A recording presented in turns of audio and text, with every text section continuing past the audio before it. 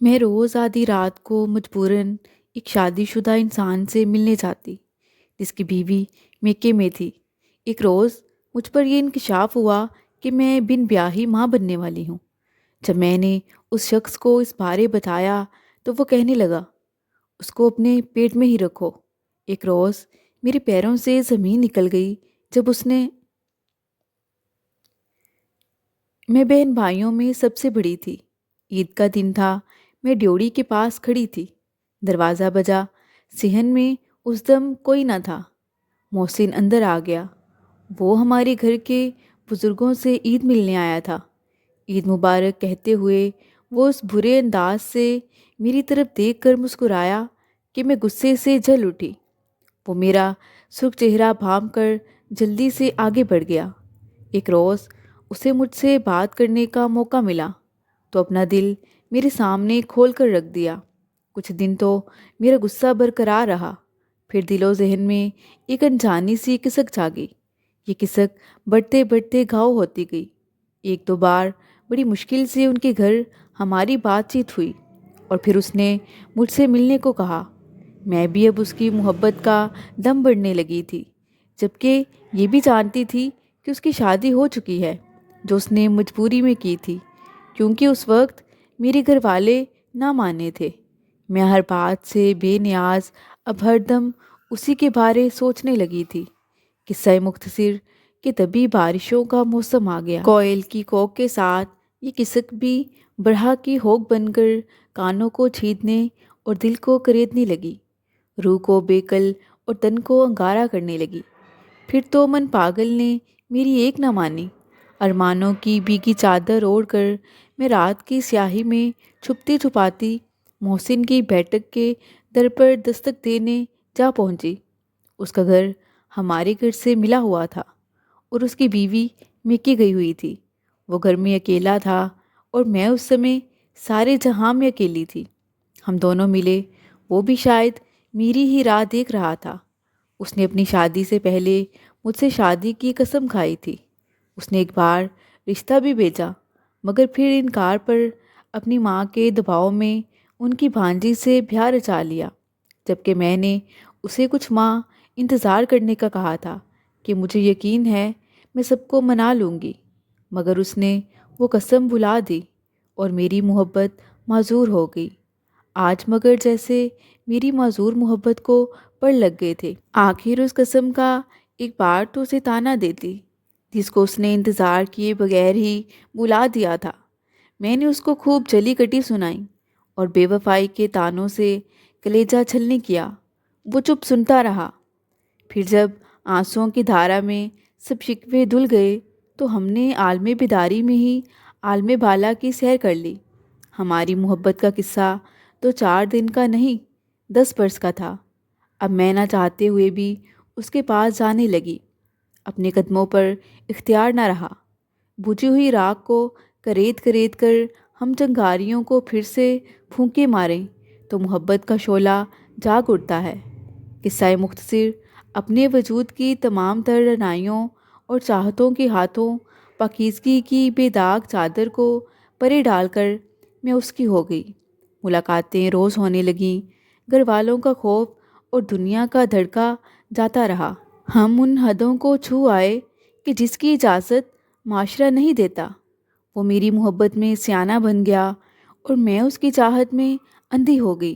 محلے میں وہ ایک شریف نوجوان سمجھا جاتا تھا، مگر اسی شرافت کے لبادے کو اوڑھ کر وہ اب راتوں کو بھی مجھ سے ملنے لگا۔ میں اسی کو الزام کیوں دوں؟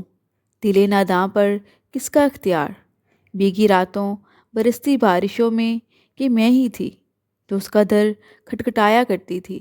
اس کی ماں دوا کھا کر مدہوش پڑ جاتی اور بیوی روٹھ کر میکے جا بیٹھی تھی۔ اپنے جلتے وجود کی تپش کی تاب نہ لاتے ہوئے وہ برستی بارش میں گلی میں نکل آتا تو میں بھی آخر انسان تھی۔ محبت کے جذبات جب الاؤ کا روپ دھار لیں تو خود کو سنبھالنا محال ہوتا ہے۔ میں ہی سلگتی ہوئی گھر کی دہلیز پار کر لیتی تو وہ کیا کرتا؟ مجھے دھکا دے کر تو واپس نہ کر سکتا تھا۔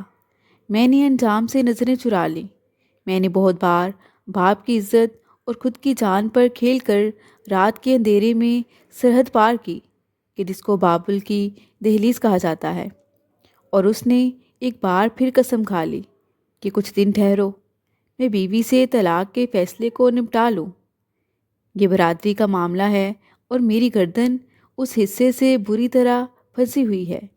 اس کے بعد میں تم سے جلد شادی کر لوں گا۔ ایک بار پھر اس نے مجھے سنہرا خواب دکھایا اور ایک بار پھر میں اس خواب کے سنہرے پن میں جکڑی گئی۔ انجام سے ہم ضرور غافل تھے، مگر انجام ہم سے غافل نہ تھا۔ جب انجام نے آنکھیں دکھائیں، میں تھر تھر کانپنے لگی۔ میں اب بن بیاہتا ماں بننے والی تھی۔ محسن سے منت کی کہ اس آنے والی گھٹنا سے مجھے نجات نہ ملی تو مر جاؤں گی۔ اب خیال آیا کہ ماں باپ کو کیا منہ دکھاؤں گی۔ اس نے مجھے کافی سمجھایا اور کہا، ڈرو نہیں، میں نے قسم کھائی ہے، اعتبار کرو اور اب اپنی ممتا کا دل نہ کچلو۔ میں تم سے شادی کرنے پر تیار ہوں، اور پھر کیوں یہ خون ناحق اپنے سر لیتی ہو؟ اگر یہ راز آشکار ہوتا ہے تو ہونے دو۔ ہر طرح کے حالات کا میں ذمہ دار ہوں۔ اس کہانی میں میرا نام آنے دو۔ اب تمہارے گھر والوں کو مجھی سے شادی کیے بنے گی۔ میں نے کہا، اگر نہیں کریں گے تو کیا کریں گے پھر؟ وہ کہنے لگا، وہ تعلیم یافتہ ہیں، ان کو تمہاری جان اور اپنی آن پیاری نہیں۔ اب یہ کام تو تم ہی کو کرنا ہے۔ اپنی ماں کو اعتماد میں لو، ورنہ میں تو تمہارے باپ کا در کھٹکھٹا کر یہ نہیں کہنے سے رہا کہ جلدی سے اقصیٰ کی شادی مجھ سے کر دو، ورنہ تمہاری ناموس کا تاج محل تم پر گرنے والا ہے۔ اف، کیسی مشکل میں ڈال دیا تھا محسن نے مجھے۔ دل تو میرا بھی یہی چاہتا تھا کہ خود کو حالات کے حوالے کر دوں، خود کو تقدیر کے ہاتھوں میں رکھ دوں، مگر یہ ایک بہت بھاری خنجر بھی تھا، اور میں اب دکھوں کے خنجر کو دل میں اتار کر بھی محبت کی مالا گلے میں ڈالنا چاہتی تھی۔ اپنے دامن میں چاہت کا پھول ڈال کر دل کے تال پر رقص کناں آرزوؤں کی پینگ میں جھولنا چاہتی تھی۔ ہمت کر کے ماں کو راز بتا دیا۔ وہ کلیجہ تھام کر رہ گئی۔ اب وہ موڑ آ چکا تھا کہ تدبیر سے بھی تقدیر کی سیاہی نہ دھل سکتی تھی۔ والد کو ہم راز کرنے کا حوصلہ ماں میں نہ تھا، اور خاندان کے ماتھے پر میرا یہ راز کلنک کا ٹیکا بن کر لگنے والا تھا۔ ایسے میں دادی نے ہمت کی اور میرے والد کے غصے کو قابو کر کے ان کو راز سجائی کہ اب غصہ اور مار پیٹ سے بات پھیلے گی اور اپنی ہی بدنامی ہوگی۔ حل موجود ہے، خواہ مخواہ اترانے کی ضرورت نہیں ہے۔ اب کالک لگ چکی ہے، اب ہر صورت سورج نکلنے سے پہلے اس کو دھونے کی کوشش کرو۔ ہوشمندی کا تقاضا یہی ہے کہ محسن کا گلا جا پکڑو، اور وہ تمہاری بیٹی کو قبول کرنے پر راضی ہے تو قاضی بلا لو۔ والد صاحب نے ایسا ہی کیا اور میرا نکاح کر کے اعلان کر دیا کہ بیٹی کا نکاح میں نے محسن سے کر دیا ہے، اب رخصتی ہوگی۔ یہ سن کر سبھی عزیز سکتے میں آ گئے۔ محسن کی بیوی کو بھی اس کے میکے خبر ہو گئی۔ وہ اپنے روٹھے رہنے پر لعنت بیچ کر بلکنے لگی۔ اب وہ آٹھ آٹھ آنسو روتی تھی، اور میں نئی نویلی دلہن بن کر اس کی مہکتی سیج پر چڑھ بیٹھی تھی۔ وقت مقررہ پر چاند سا بیٹا پالنے میں آ گیا تو ساس بھی ہر غم بلا کر پوتے کے پالنے کو چاؤ سے جھلانے لگی۔ اب محسن کی پہلی بیوی کے میکے والوں کو تاؤ آیا، جو منتوں سے نہ مانتے تھے۔ اب خود ہی بہن کو محسن کے در پر لائے اور گھر پہنچا دیا۔ باپ اس کا تھا نہیں، بھابیاں اسے رکھنے کو تیار نہ تھیں۔ بھائی اسے کہہ گئے کہ اب مرو یا جیو، اب تمہارا گھر یہی ہے اور محسن ہی تمہارا شوہر ہے۔ ایک اور شادی کر لے یا 3 کر لے، وہ بیچاری مرتی کیا نہ کرتی۔ جو رانی تھی وہ رایا بن کر رہنے لگی، اور میرا حکم گھر پر مہارانیوں کی طرح چلنے لگا کہ جس کو پیا چاہے وہی سہاگن۔ محسن کے گھر والے اب میرے سامنے میری خوش آمدی کرتے تھے اور سر جھکا کر چلتے تھے۔ اس کی بیوی ٹھنڈی آہیں بھرتی تھی، پھر ان آہوں کو محسن کے ڈر سے دل ہی میں گونٹ لیتی تھی۔ مجھ سے مگر زیر لب کہتی تھی کہ گھر کی مالکن بن گئی ہے تو اب کام بھی سنبھال۔ تب میں اسے غرور سے جواب دیتی کہ تو نے تو خود اپنے راج پاٹ کو لات ماری، کیوں اتنے دنوں روٹ کر میکے جا بیٹھی تھی اور اپنے میاں کو اکیلا چھوڑ گئی تھی؟ اب میں ہوں مالکن، میں نے راج پاٹ سنبھالا ہے، تو راج کو کاج سے کیا نسبت؟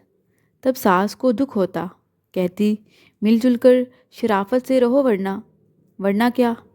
میں ساس کو بھی سنا دیتی، یہ سانجے کی ہنڈیا ہے، یوں ہی رہی تو بیچ چوراہے میں پھوٹے گی، بہتر ہے کہ اپنی بھانجی کو میکے بھجوا دو، مجھ سے اس کا یہاں رہنا برداشت نہیں ہوتا۔ ساس بیچاری کہتی دیکھ بیٹی، کیا تم کو خوف خدا نہیں؟ مگر یہ یاد رکھ کہ اس کی لاٹھی بے آواز ہے، غرض اس تو میں گھر کا وہ حال ہوا کہ تو بھی رانی میں بھی رانی، کون بھرے پنگھٹ کا پانی؟ وہ گھر کا کام نہ کرتی تو محسن اسے ہی برا بھلا کہتا، وہ رو رو کر فریاد کرتی کہ موری کی اینٹ کیوں چبارے لگی؟ میں آگے سے اسے جواب دیتی تو اپنی کرنی آپ ہی بھگتی، میں کیوں تیرا کیا بھگتوں؟ تو وہ گرا لگاتی تھا، محسن پاؤں سے جوتا کھینچ کر اس کو دے مارتا کہ کہاں تو میرے دل سے اتری ہوئی اترن، اور کہاں یہ میری محبت، کہاں راجہ بھوج اور کہاں گنگو تیلی؟ تو خود کو اقصیٰ سے ملاتی ہے، اب تو اس کے منہ کو آئی تو چٹیا سے پکڑ کر چلتا کر دوں گا۔ گھر میں جب محسن میری سوتن کو پھٹکارتا تو میں خوشی سے مسکرا اٹھتی اور اپنی کامیابی پر کھل اٹھتی۔ اب نیلی چھتری والے کو تاؤ آیا، اس سے یہ ظلم کا تماشا مزید دیکھا نہ گیا۔ اس نے فرشتوں کو اشارہ کیا اور انہوں نے پروں کو پھڑپھڑایا، اور اس آواز نے حضرت اسرائیل کو متوجہ کیا، اور ساتھ ہی میری بدبختی بھی جاگ پڑی۔ محسن لاہور جا رہے تھے کہ راستے میں سکھر کے پاس ریل کے حادثے میں فوت ہو گئے۔ موت نے اس ہستی کو ہم دونوں عورتوں کے درمیان سے اچک لیا جو وجہ انات بنی ہوئی تھی۔